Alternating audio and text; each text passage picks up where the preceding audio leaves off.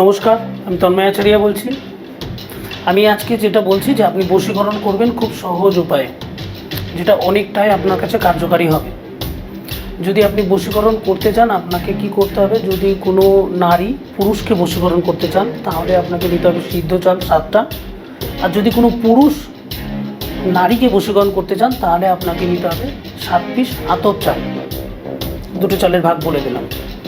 এই দুটো চাল যে যেরকমভাবে প্রয়োগ করবেন, একটা মধুতে প্রত্যেক দিন তার নাম করে এক পিস করে 7 দিন রাখতে হবে। একটা ছোটো পাত্রের মধ্যে মধু নিন, তার মধ্যে পরপর 7 দিন এই চালগুলো রাখুন। এই চালগুলো রাখার পর 7 নম্বর দিন রাখা হয়ে গেলে 8 নম্বর দিন সকালবেলায় স্নান করে উঠে অশ্বত্থ গাছের নিচে আপনাকে রেখে আসতে হবে একটা চাল আপনার নাম করে।